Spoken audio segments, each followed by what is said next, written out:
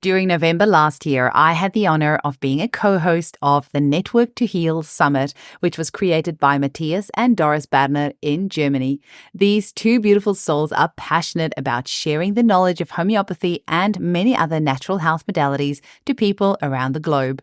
Matthias and Doris have given me permission to share some of the interviews from the Network to Heal Summit with our loyal listeners on the Homeopathy Hangout podcast. Be sure to visit www.networktoheal.de and sign up to their newsletter so you can be notified of future summits. Also be sure to check out www.matthiasbadner.com for his other summits that he hosts throughout the year. That's www.mathiasberner.com, and both websites are in English and German. Today's guest is Australian homeopathic icon Dr. Isaac Golden, who also featured on episode 9 and episode 126 of this podcast. As we all know, Isaac is the world authority on homeopathic prophylaxis, also sometimes referred to as homeopathic immunization. So when Matthias and Doris asked me to find some Australian homeopaths to interview for the summit, I knew I absolutely had to have Isaac on the show. Not only did I get to interview him for the Network to Heal Summit, but I finally got to meet him in person at the AHA conference in Brisbane in November. And the cherry on the cake was getting to meet his stunning daughter and fellow homeopath, the vivacious Leah Golden, who has also been on the podcast twice. It really was a dream come true to get to meet these inspirational homeopaths in person. To find out more about Isaac or to purchase any of his books, visit www.homestudy.net. That's HOM study.net. Thanks for listening.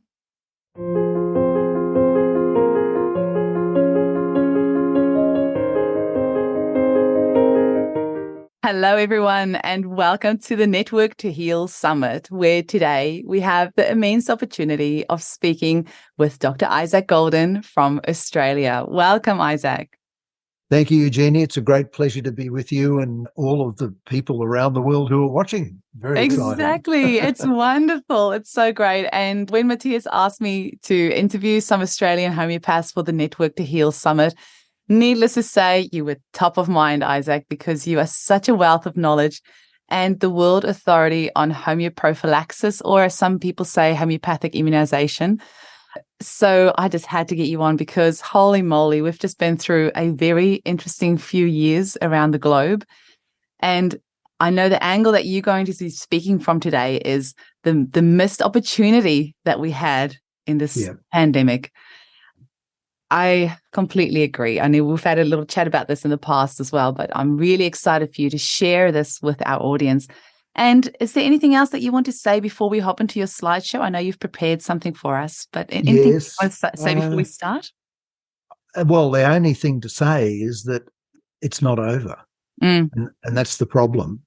And so what I would love to think is that whilst most of your audience probably knows what we're going to talk about and the implications of it to a great degree, even if a few people also get to hear this and realize what homeopathy could have done over the last 3 years and what it still can do for the coming years. Because, as I said, I really don't think this is over, unfortunately. I mean, we know the ramifications from the COVID vaccines will last for years. And I'm flat out at the moment dealing with injuries from COVID vaccines, mainly for adults. In the past, it's been more children, but of course, at the moment, it's mainly the adults who have been affected by the vaccine. So, yeah, I hope this is also a little call out that, you know, for goodness sake, if we can convince some politicians, some community leaders to find out about the opportunities that homeopathy can offer the world, it would be a great thing. Absolutely. And people are still waking up. They're still popping. I had a nurse in the clinic just this week who she was the one that was adamantly telling all her family she's not going to see any of them if they don't get the vaccine. And, you know, something has finally popped for her in the last 6 weeks. She said to me, the last 6 weeks, something finally clicked. And I am completely shocked by what I'm seeing. My eyes have opened and I can never unsee that. And now she's looking at career changes and all these other things. So people are still waking up. And this is why it's so important that we're still sharing this information. Yeah, absolutely. Well, you've got the floor, Isaac. Right.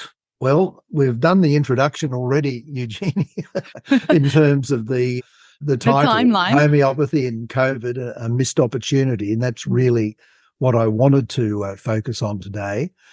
And why do I talk about a missed opportunity? So basically, since February 2020, in other words, right at the start of this epidemic, we won't quibble with words, homeopaths around the world have really made a serious and a significant contribution to dealing with SARS-CoV-2.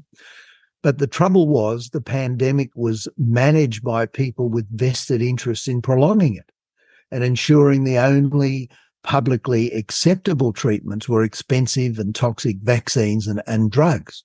And most people around the world were not, and still are not, aware of this wonderful option, which we did have. But this also, applies to integrative medicine practitioners as well, because in Australia, a number of orthodox GPs who practiced integrative medicine were attacked by the authorities. A couple lost their licenses, and more than a few were basically served warnings that if they didn't desist from telling people that there were safe and natural options in the area of integrative medicine, nutritional medicine, herbs, etc., that they could also be punished. It was dreadful. So I just thought I'd put a little list of what homeopathy offers in situations like COVID. So first of all, immunization against the ever-changing variants of SARS-CoV-2. Secondly, treatment during the acute phase of the disease. 3, treatment for the effects of the spike protein in both unvaccinated, who acquire it through shedding by vaccinated people, but also in vaccinated and infected people where the spike protein is a factor. Treatment for long COVID, the old never well since situation that homeopaths are so used to dealing with, and treatments for the effects of the COVID vaccines.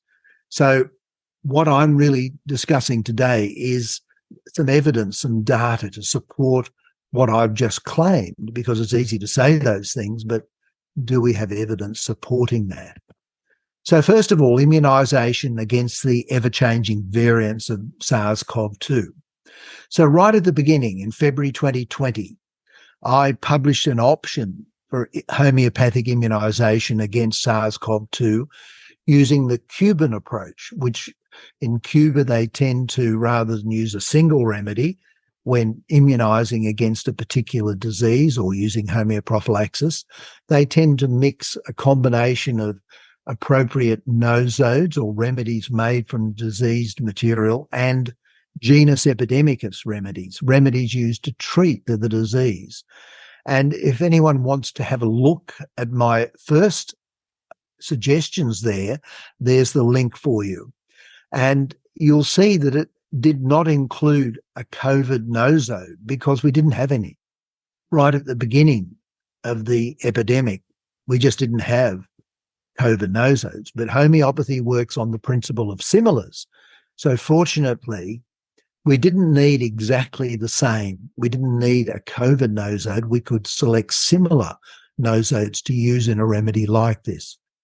Also, right at the beginning, early 2020, in India, the CCRH, the Central Council for Research in Homeopathy, which works under the Ministry of Ayush in India, they did a thorough analysis of the early presenting symptoms of people who got COVID in India, and they recommended using the GE or genus epidemicus remedy, Arsenicum album. And actually the Prime Minister of India, Mr. Modi, he was using Arsenicum album at the beginning, along with many other Indians, but only a small fraction of the total population, which of course is huge.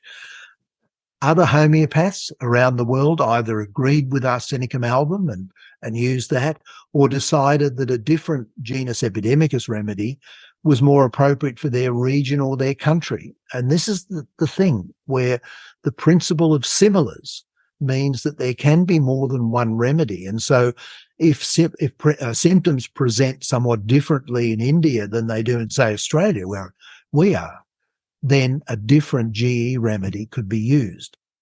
So those who were running the international response to COVID, they told the world through a very, very compliant mainstream media and political class that basically the world had to wait for vaccines for prevention. But that was a lie.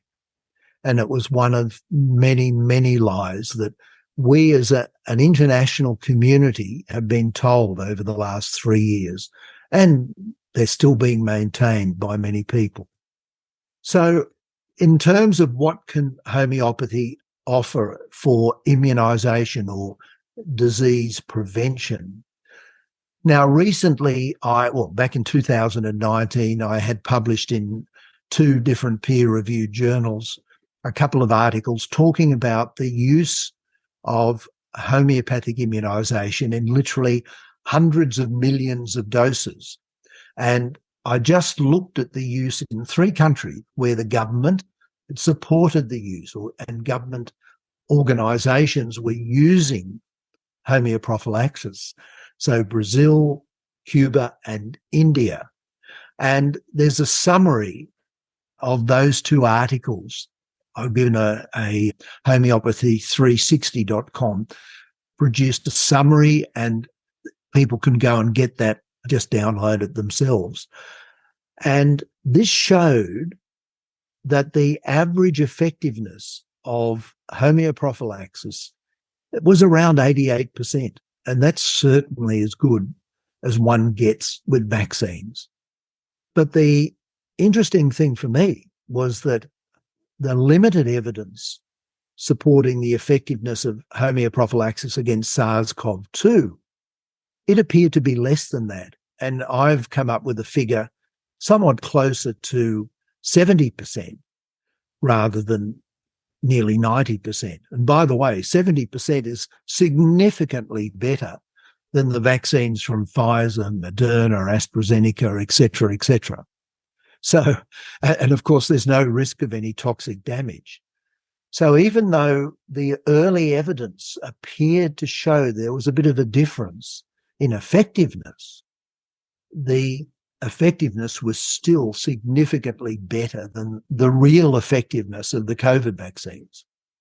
And a very dear colleague and friend of mine, Dr. Gustavo Bracho from Cuba, who now actually lives in Adelaide in Australia with his wonderful family. Really? Oh, yes. Yeah, he came over in 2015 or 2016.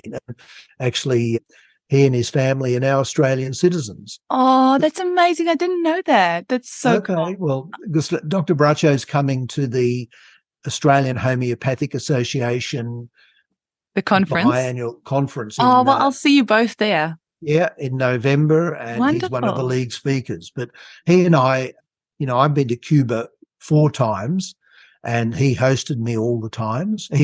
Dr. Bracho was the person who led the homeoprophylaxis interventions in Cuba from 2007 to 2015. So he's not a homeopath. He actually is an expert in vaccine adjuvants. And but at the Finlay Institute, his boss, Dr. Kampa, directed him as vice president. He was vice president of the institute to actually lead the responses to the great wave of leptospirosis that swept through the eastern provinces of Cuba in 2007 and then again in 2008. And that's how he and I came to know each other. I was invited to Cuba to speak at their big conference there in 2008. And they were sort of using some of my protocols, unbeknown to me. So we've kept in touch ever since then. And of course, since he's come to Australia. And we've worked on an article which we've sent off to Homeopathic Links, hasn't been accepted as yet. And one of the big things Dr. Bracho said is that the difference between the effectiveness of homeoprophylaxis against, if you like, more conventional infectious diseases and against COVID is mainly coming down to the inability of our homeopathic laboratories to get access to high quality nosodes. So you see in Cuba, one of the reasons they were so successful is that, say with leptospirosis, they would isolate the strain that was affecting the community, they would confirm it.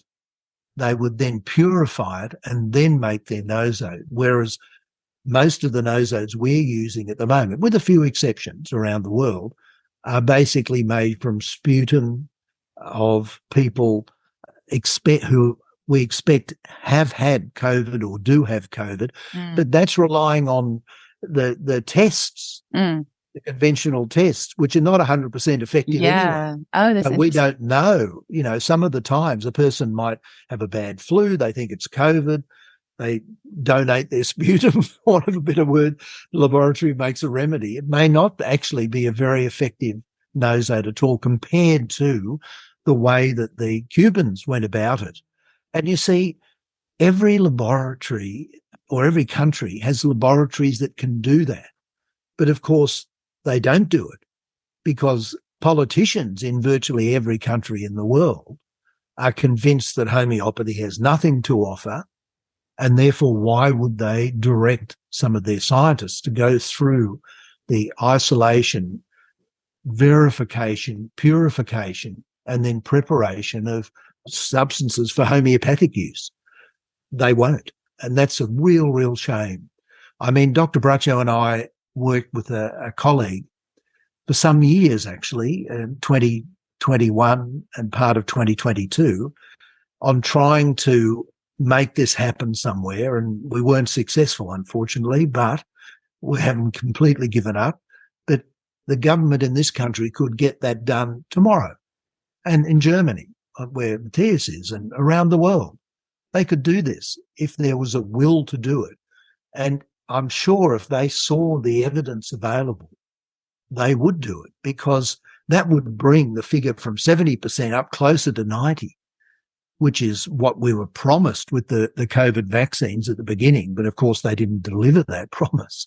It was a lie as well.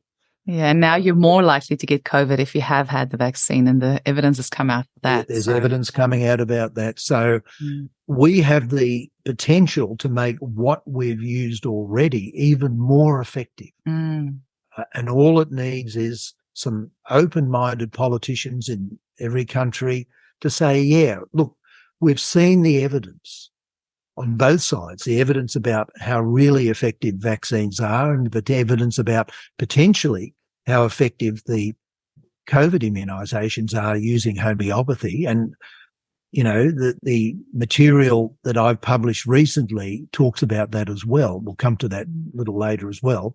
So, you know, they could be saying, apart from saving hundreds of millions or billions of dollars on these very, very expensive and potentially very risky vaccines, which are not particularly effective, we could spend $1 million or $2 million immunising the country against COVID in a small country like Australia, or even if it's 100 million in big countries. You know, it's so much less expensive.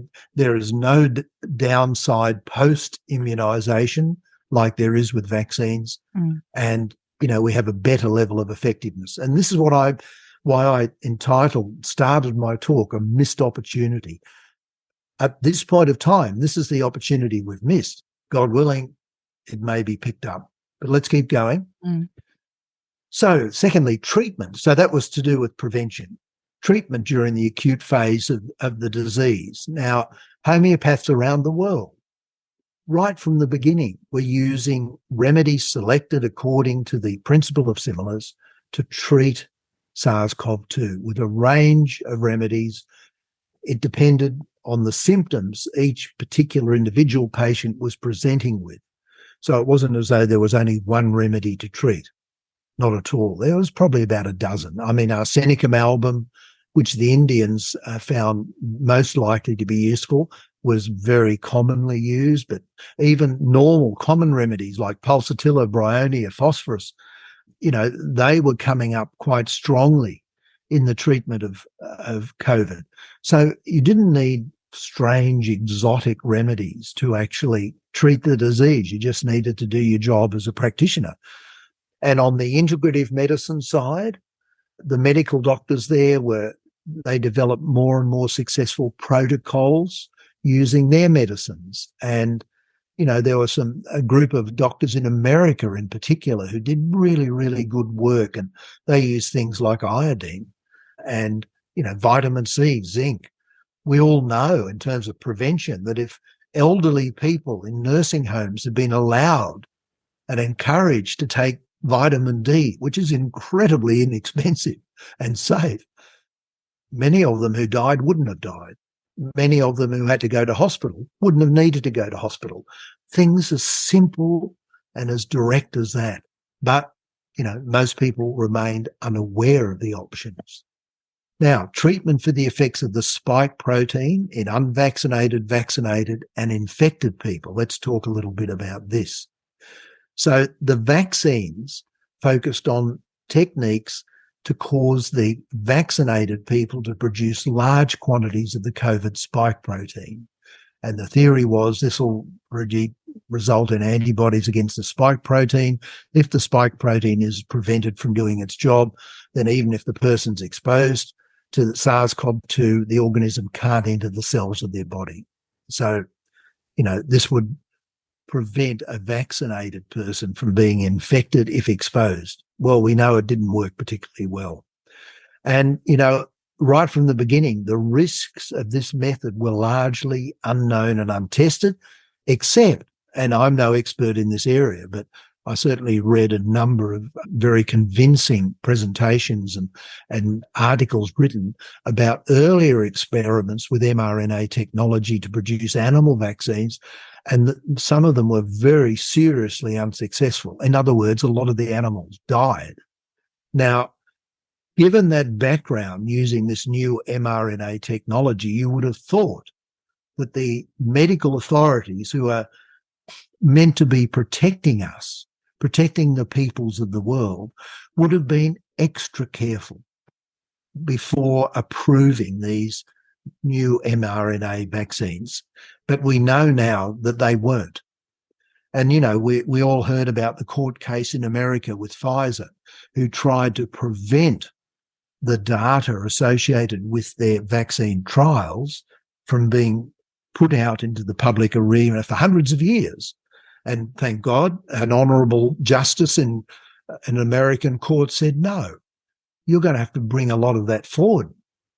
And we've seen so much information come out from those Pfizer studies, and it showed, that these things were dangerous. But despite that, the American CDC, Institute of Health, etc., they approved these COVID vaccines. And of course, in Australia, like little trained puppies, our authorities just followed along, and the same throughout the world. So in other words, the people who are in charge of the health systems throughout the world, instead of protecting us, they didn't do their job. They didn't properly investigate the true effectiveness and the true safety of these new experimental technology jabs, and people suffered as a result, and still are, and probably will be suffering for a long time. So shedding, because of this, these so-called vaccines causing the people who are vaccinated to produce massive amounts of spike protein, this spike protein was shed through the skin, through the mucous membranes, and it became a serious problem for many people who were just exposed, just touching or being breathed upon by vaccinated people, because it could be transferred through touch or through aerosol spread. But also, of course, it became a problem for vaccinated people. And if a person had COVID, then of course the spike protein is in their system as well. So that became a problem as well. But once again, homeopathy had practical answers. Now, I recently published a letter in that wonderful journal, hpathy.com, who was where I published that February 2020 article. And the recent one's called The Scorpion versus the Spike Protein. And the reason I called it that is because one of the best remedies to actually treat the effects of the spike protein is potency of scorpion. Now, people who are not familiar with homeopathy might be shaking their heads and saying, did I hear that right? Scorpion? But when you think about it, what's a scorpion? It's got a flat body and then a big tail. What's at the end of the tail? A big spike. So I used to love, when I first started studying natural medicine, the doctrine of signatures in herbal medicine. Well, the spike protein, the spike at the end of the tail of the scorpion, is a little bit like the doctrine of signatures. Yeah, I love that too. Yeah. It's all in nature there for us to discover. It's all in front of us. Absolutely. Yeah. So the remedy I used, I call it BUAU. It's the potency of the Australian scorpion called Buthus australis. So BU, Buthus, AU, australis, to treat the effects of the spike protein. And I'll be showing you a table in a moment showing the results of 2 surveys that I conducted with patients using the remedy BUAU, and the results are overwhelmingly positive. But of course, no one who was directed by the pharmaceutical drug cartels would allow anyone to know about this simple, safe and inexpensive option. And so the link to that article I mentioned is down the bottom there. So the really interesting thing for me, Eugenie, was that when I actually started using BUAU, it was to treat the effects of shedding. In other words, mainly for people who were unvaccinated, who were suddenly became unwell in a whole range of ways. And the only clue was they'd been mixing with people who were recently vaccinated. And so you had to guess, it's possibly the spike protein being shed by the vaccinated people and causing symptoms in the unvaccinated. And so that was number one, treating symptoms from shedding was the principal use that I thought BUAU would have value in. And so you can see the 2 surveys there, 2021 and 2022. The 2021 survey had almost 2,000 responses from people using the remedy, and 2022 was a much smaller response, about 350, I think. And the question was asked, if you've been using BUAU to treat the effects of shedding, how did you find its effectiveness? How well did it work? Low, medium or high? And you can see there that it had a very, very strong result.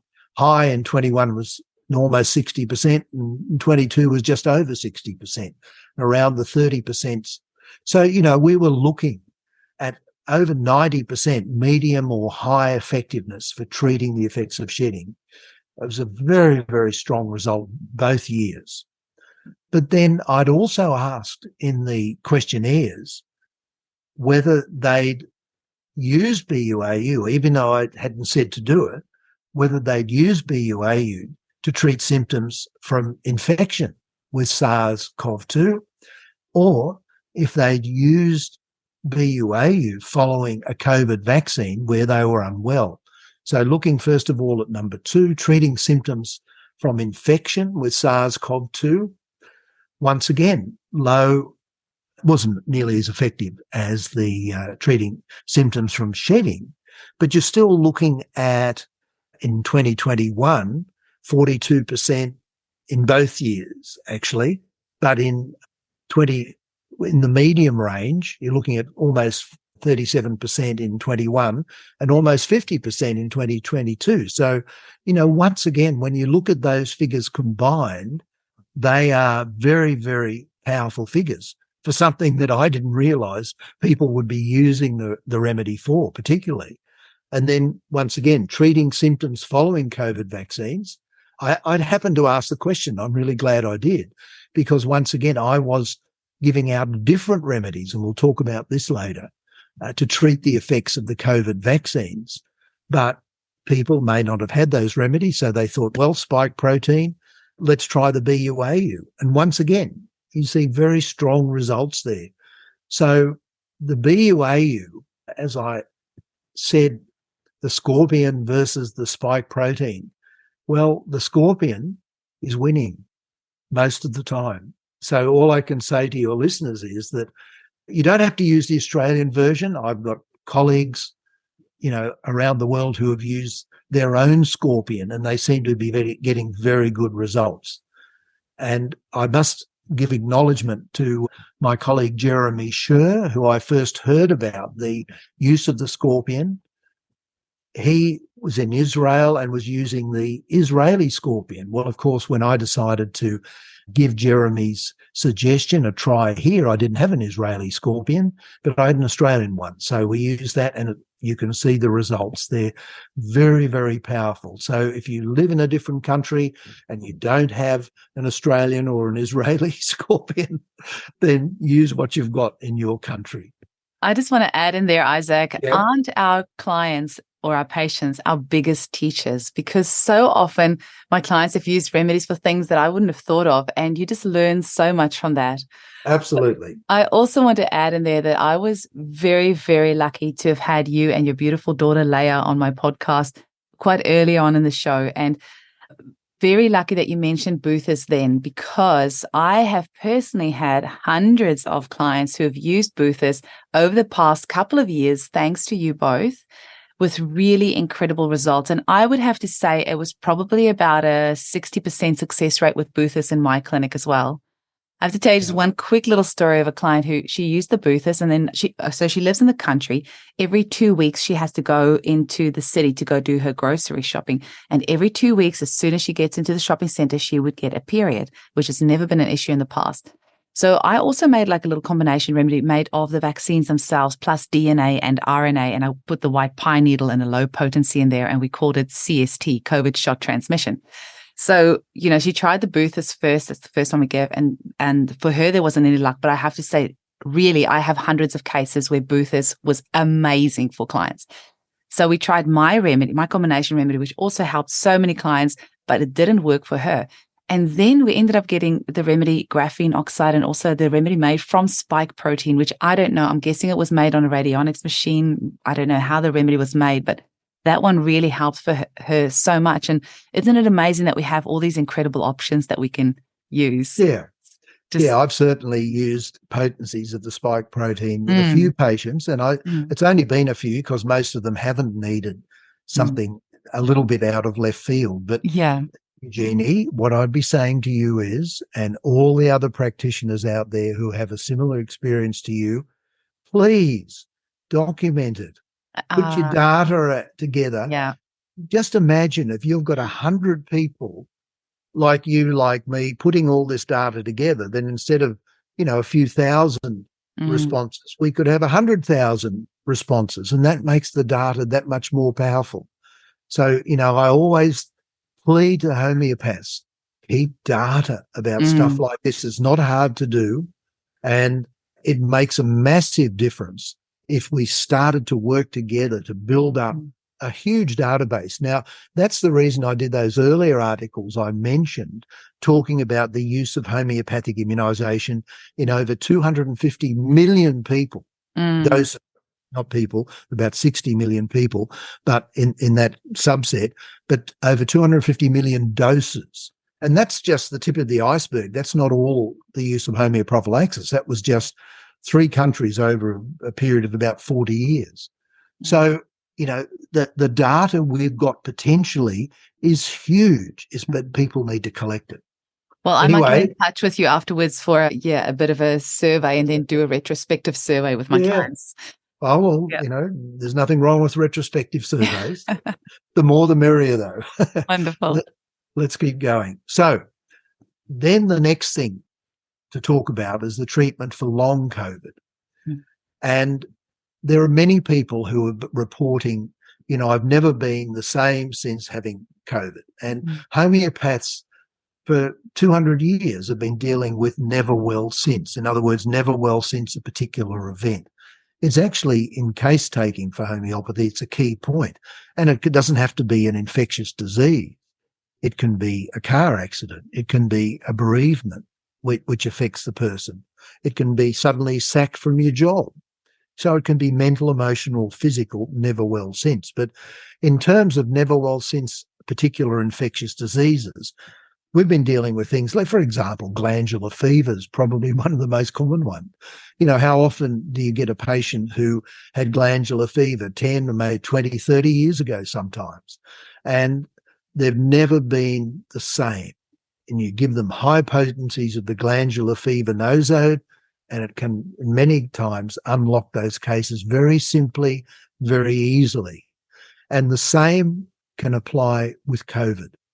And so once again, I'm going to show a little bit of data in a moment, but I've been using potencies, mixed variants or mixed nosodes of COVID from the different variants and getting pretty good results. You'll see the results in a moment. And it's a very simple start to a treatment like that. Now, I'm not saying for one moment the homeopath shouldn't take a proper case and look at the symptom-specific remedies, but in a situation like never well since a particular infectious disease, then it makes a lot of sense to start with the nosode. And the reason for that is that the effect of an infectious disease can create a block to the person's own self-healing mechanism working. We know it's not working, otherwise the person would have recovered. So it was blocked by the infectious disease. And the quickest and simplest way of removing a block is potencies of the actual cause. Now, when you remove that to the extent you can, if there are still residual symptoms, that's where the classical approach comes into its own. And also using, if you can, constitutional remedies, of course, always are going to build up the person. But even if you're just using symptom-specific remedies to treat, they'll be very, very valuable. But, of course, you know, the orthodox people, the people running the health systems in most countries don't want to hear about this. It's too inexpensive. It's too safe. It's too simple. They've got to have expensive, toxic options, which are now being promoted through GP clinics all over the place, which can help some people, not help others, but don't get to the cause. I love hearing you say that, because that's exactly what I've been doing in clinic. Clients who have been never well since COVID or have kept on getting, I've had somebody the other day, she had 5 rounds of COVID, and, you know, you give them, I usually give a 10 ml of the nosode and, you know, for 3 days, and often that's all they need. You know, sometimes in really persistent cases, you might need to repeat it, but it's been so satisfying. And I almost feel like I'm cheating because it's been so easy to treat these people with these nosodes. But you've just reminded me, I need to get some more of the different nosodes and maybe just mix them up, because I have been using one and getting good results with that. But I think I might have to get some of the other nosodes. I know we're up to 5, 6, 7 different ones now, I believe. Oh, probably. And how, I believe there's still new ones being made. So yeah, it's hard to keep up with it all sometimes. Okay, so then finally, in that list of 5 things I promised I'd try and show what evidence we had for making those statements, the effect of COVID vaccines themselves. Now, I've been working with vaccine-injured children since 1986, and in fact, I've literally just only a couple of weeks ago finished the new 4th edition of my book, Vaccine-Injured Children, and it's available on any of the different Amazon sites around the world, as well as, of course, on my own website. But over the last 3 years, I've seen a massive change, because previously, vaccine injury, most of the time I was only seeing children that their parents brought in. Well, now I'm seeing the parents who got the vaccine. And once again, the appropriate use of vaccine potencies is really, really helpful, has helped a lot of people. So let me show you, because I know where time is getting a little bit closer, some data that I've collected from my own clinical work. Now, I classify in my vaccine-injured children data results based on whether it's a strong improvement, an improvement, no improvement, whether the patient's worse, whether it's unclear, in other words, there are ups and downs, and whether there's a reaction but not following up.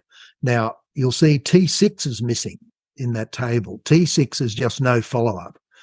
I have quite a high level of no follow-ups for a number of reasons. One, in Australia, I do most of the treatment at a distance, and Australia has very few people with a very large landmass. So most people who want help can't necessarily come and see me.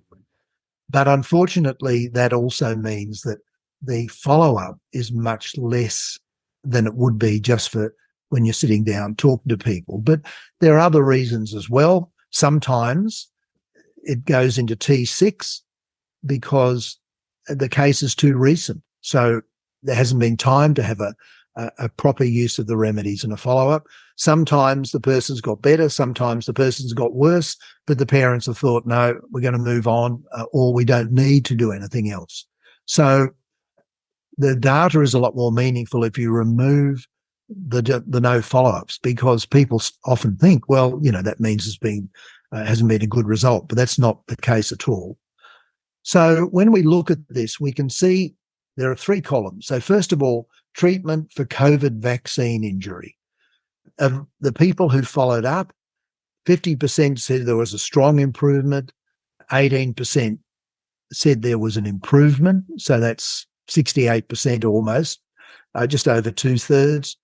For some people, there was just no reaction at all. For others, there was no improvement. But once again, you can just look at the data, and then basically see that just with the simple use of the vaccine potencies, there is a significant level of improvement there.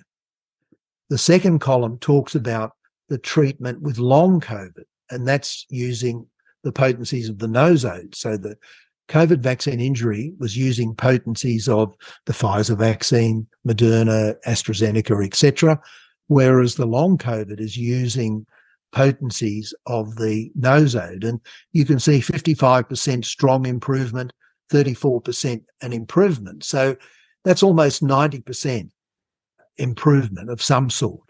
And there was another 10% where that wasn't the case. So that's a very, very strong result for using something with long COVID as simple as what you just mentioned, the different potencies. Now, the third column I've left in here, even though it's outside of what we've been talking about, because it is very, very important for me, and it has to be looked at totally differently to the other 2.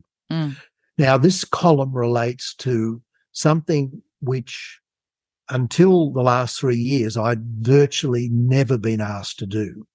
So it's to do with vaccine-injured children, and up until the last 3 years, virtually all the children I'd seen were children with significant health issues that were affecting their quality of life. The spectrum was probably the biggest one on a single item, but ADHD, Asperger's, but physical things too, like, chronic asthma, chronic allergies, chronic skin eruptions. It could just be a whole range of behavioural issues as well in general. So over the last 3 years since COVID started, the profile of children who are presented to me has changed. And it's changed because more and more parents, and at least 50% of children that I've been asked to do this with, it's at least 50% now, the parents are saying, look, my child's pretty healthy, but I'm worried about the vaccines now. I've learned so much over COVID. I just want you to do a simple detox for the DPT hexa, for the MMR vaccine, whatever. And these are the figures that have come up for those children. And what you can see here, 41.5% said no reaction. Well, that's what you kind of expected, because these children are meant to be basically healthy. But there were reactions in 34.1%, plus, if you go to the top of that column, 17.1 strong improvement and 7.3 improvement. So in other words, 34% of the parents who responded said that their child, who they thought was not affected by the vaccines, actually was, because that's the only way the potencies of the vaccines could cause a reaction, if the vaccine was still causing problems in the system. Otherwise, it would just do nothing. But then you've got 24%, which showed either a strong improvement or an improvement in symptoms, which previously the parents hadn't thought, well, that's significant. And what it's showing, let's make it very simple, about half the children who have been vaccinated that the parents think are okay are not okay, even slightly more than half. So that was a really, really interesting finding for me, because once again, that was a finding I had not expected. And it's only by collecting data that we can see these things, find these things. Now, we're getting close to the end. So just finishing off a couple of things. This is the new book that I've just released, the 4th edition, Vaccine-Injured Children, 21st Century Tragedy, Treatment, Prevention and Reasons. And it's all the data in it has been updated. One of the things it allows us to do is to look at symptom profiles of the different vaccines, the MMR vaccine compared to the MMRV, which is the varicella additive, compared to just the varicella on its own. But also I've looked at, say, with the DPT, which originally was just 3, diphtheria, tetanus, whooping cough, is now 6 in Infanrix hexa, how that, as they've added different antigens over the time, how the symptom profile of that vaccine has changed. So all of that, there are more vaccines in there, and there's a lot of case histories regarding the treatment of vaccine-injured children. So I hope practitioners and parents, because it's a book for both, will find that useful. So just to summarize, a missed opportunity indeed, and how different the world would be if COVID, SARS-CoV-2 had not been weaponized to create fear and compliance in most people and generate billions of dollars in profit for the pharmaceutical drug cartels and their minions. And, how different if the peoples of the world, including our politicians, had been given the opportunity to use homeopathy as well as integrative medicines to both prevent and treat SARS-CoV-2. And in the words of that lovely old folk song, when will we ever learn? I really do hope we do learn. And remember that what we were and are able to offer to deal with all aspects of COVID is already available for other infectious diseases: prevention, acute treatment, treatment of never well since infectious conditions, and treatment of vaccine injury. And this will also be the case when the next pandemic is manufactured by the people who very happily sacrificing health creation for all, for wealth creation for themselves, and by politicians who are either too afraid to act or too stupid to know they're being manipulated or are complicit. So if people want to contact me, you've got my details there for books, information, etc., about courses that I run as well, or if there's an email needed there. And there's some of the books, homeopathic books I've published. So thank you, Eugenie. I hope that's been useful to the folks out there. Absolutely, Isaac. You always delight. You never disappoint. Very good. Thank you so much for sharing this information. And something that was like, I was buzzing because so many of the statistics that you mentioned, it really echoes exactly what I see in my clinic. So it was a really nice little pat on the back. Like none of what you said was like really different to what I see. Like, I'm like, yeah, I see exactly that. I see these parents who have woken up since COVID, who are coming in and saying, so I think my child's really healthy, but let's do these detoxes. And I would also say, large percentage of them are like, well, actually, my child's not having their ear infections anymore. Actually, their behavior is better. Actually, this, actually that. Yeah. And that was really interesting. And then with the nosodes as well, yep, they are doing such a great job of never well since, just removing that layer. And it's just such a no-brainer. The vaccine injuries have been so satisfying to treat. It's just like it's a no-brainer for me. If somebody comes into the clinic with a vaccine injury, especially with the COVID vaccine, I mean, all of them, but just more recently, these people who were so, they come into our clinic, they are just in this horrible place where they realize they've had the wool pulled over their eyes. Yeah. They are terrified of what's happened, of the future, of what their health's going to look like, because their friends are dropping dead around them, are getting aggressive cancers out of nowhere, and they don't want to head that direction. So they come and see us feeling deflated and scared. And then we give them these detoxes and they come back and they experience such a profound improvement in their health. I remember one of the ladies I saw had bruises over her thighs from the week that she got the vaccine 2 years earlier until the day she saw me. And within 2 weeks of the detox, those bruises were gone. So you can't, I mean, that's not placebo. Yeah. No, that's right. Every homeopath around the world has dozens of stories exactly like this.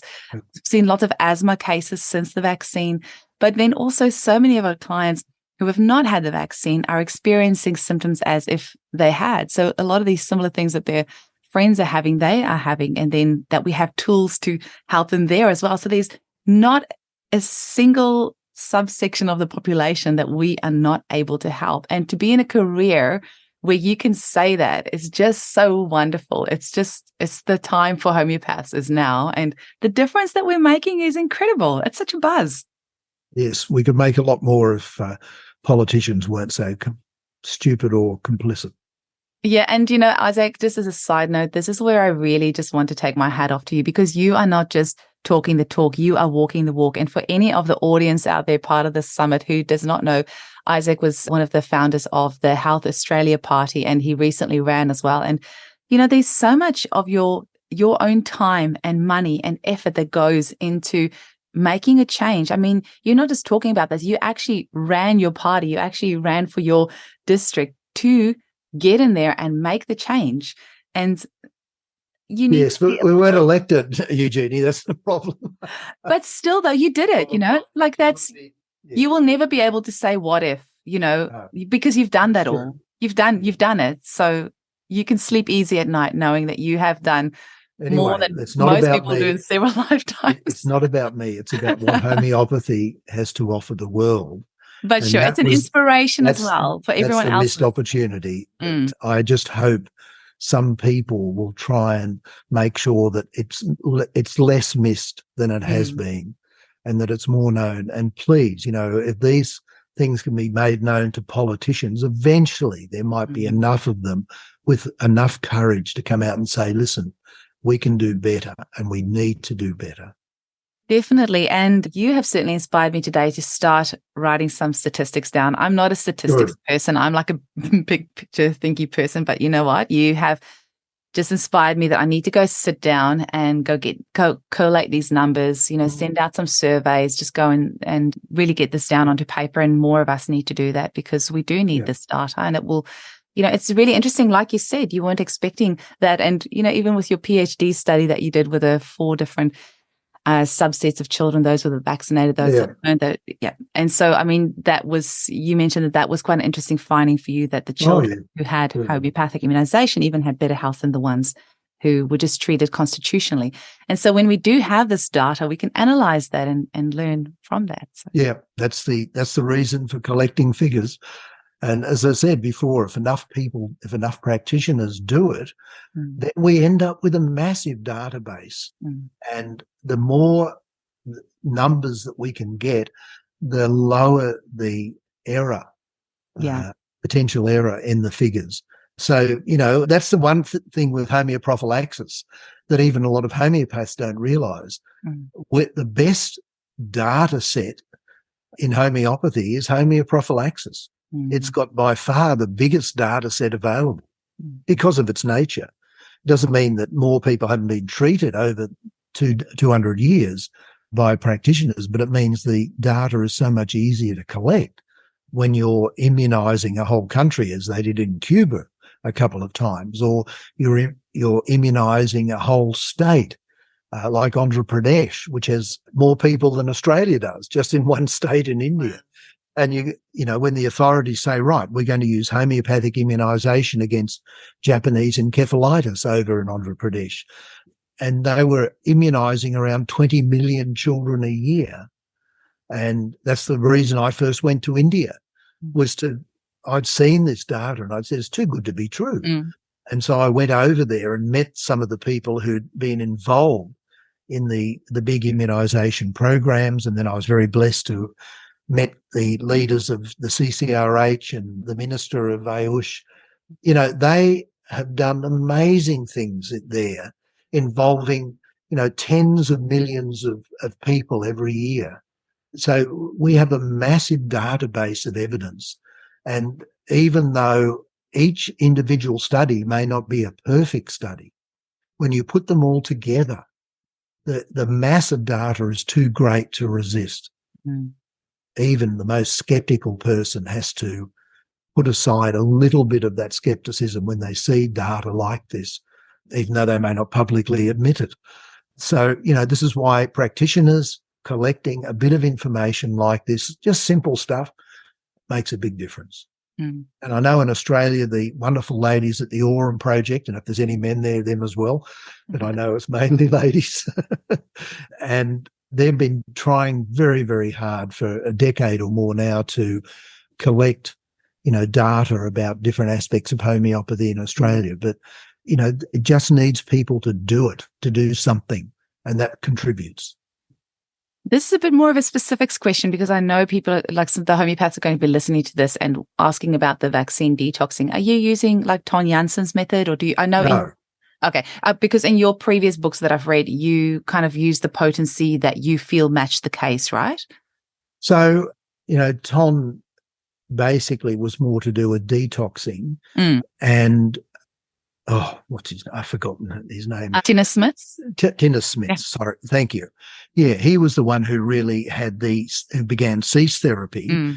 And we use very similar approaches. And Tinnis had a standard protocol, which was appropriate to promote because it was trying to tell a lot of people how to do something very safely and relatively quickly. And I have no doubt in his own clinic, he would have varied the protocol if the person reacted and the reaction suggested a variance was needed. So when people say, do I use cease therapy?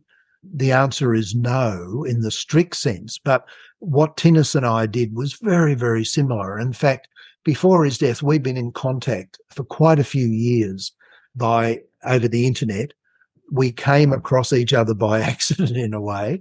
We shared the data that we were collecting, and our data, even though it was two people on different sides of the planet working on something very similar, but without any coordination between them, our data was almost exactly the same. And that makes it even more powerful.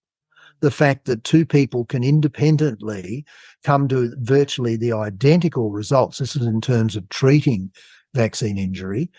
Now, Ton's brought in other things as well, and, more power to his arm. But it's more, I'm probably a bit more like Tinnis. Okay. It's closer to cease therapy, but no, it's a bit more flexible than the, if you like, routine or orthodox cease therapy. I was invited a decade or so ago by the lovely people who, practice cease therapy in Europe to give a talk to one of their conferences. And they were very open-minded about what I was saying, even though I was saying I don't do exactly what you do. This is what I do. And it wasn't that much different, but it just gave a little bit more flexibility in the system. That's great, because I was wondering, I've got that vaccine damaged children book of yours, which I'm glad to see you change the title to vaccine injured, because that's the terminology that I hope more people will use. Yeah.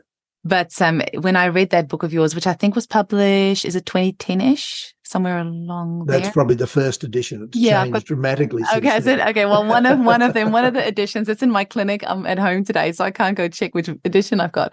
But when I was reading your case studies and how you treated the cases, I was like, oh, okay, so you definitely do take it by a case-by-case basis. So because that was a while ago, I'd wondered whether your way that you prescribe that had changed over the years, but you've found that works and you've stuck with that.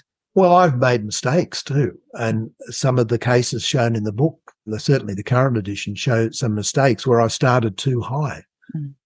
See, what Tinnis did, he started 2 doses of 30, 2 doses of 200, 2 doses of M, 2 doses of 10M over a month. And that was the standard approach. I used to start with the potency I thought was most appropriate. So it could have been 30 or it could have been 10M. But a couple of times I started with the 10M, the person was much more sensitive than I'd thought. And so instead of starting with 10M in a case that looks okay, I might now start with a 200 or an M. But I wouldn't necessarily go back to 30 if I thought the person was, robust and was able to manage. With the treatment of the vaccine injuries, and also to a large extent with long COVID, because all of my patients now are at a distance all over the country, I usually start with 2 potencies, 250 and 50M. Mhm. And with the strict instructions that if they respond, not just react badly, but if they respond positively even to the 200, they must not use the 50M. And the reason for doing that is to try and speed things up. So if there's no response to the 200, we know they're not hypersensitive. Therefore, it's safe to skip a few potency steps. It just speeds things up a bit. But if they react to the 200, then definitely you must not use the 50M. You've got to use the 200, 10M, then 50M. And if a person looks a bit weak or looks sensitive, I'd always start with a 30 and a 10M, sending them. And if they react to the 30, they mustn't use the 10M. I have to post them the 200 and the M. So it's more a case of, for most people whose basic client base is, around the area that they live, you can just start with one potency because it's easy for the patient to pop in and pick up the next one. But if they, live on the other side of the country or in a remote area, just getting one at a time, it slows down the treatment process. And that's another thing I learned in COVID, maybe for another time, that at one point there, sort of mid to late 2021, I was just overwhelmed and had to develop protocols rather than, strict individualization. I mean, there was individualized if I saw a warning flag that someone may be hypersensitive, but otherwise I had protocols for these different aspects because I just didn't have time to do anything else. And it reminded me of the hospitals I saw in India when I used to visit there. And you'd walk into the hospital waiting room and there might have been 600 or 700 people sitting there. And there might have been, 20 little rooms around the outside edge with liver, kidneys, heart. Each room dealt with one particular aspect. And they had to do it like that because they had to see 100 people a day. It's we have to be there to help as many people as possible, as well as we can. Absolutely. And we have to be flexible and we have to change with the times and change things. Like sometimes you just have to adapt. You have to be flexible. And that's how we improve and grow and change. And so good on you for embracing protocols, or at least incorporating that, because you were forced into that direction. And we do get pushed. I think sometimes the universe pushes and shoves us into little directions. And, and that's important as well. Isaac, is there any final message that you want to leave the Network to Heal audience with? Look, really, it's a case of, I don't think we're out of the woods. There are some very unpleasant people and organisations in the planet who are no doubt planning their next step, but we have the power to resist it. And the power will be greater if we stick together, if we communicate with each other, if we support each other. And hopefully, these sort of presentations will help that process enormously. It's by keeping in touch with people and expanding knowledge, people's knowledge and understanding, and expanding the truth across the planet, that we can beat the dark forces, because that's what we're up against, dark forces. But it's doable, and all well and God willing, we'll do it. Thank you, Eugenia. Thank you so much, Isaac.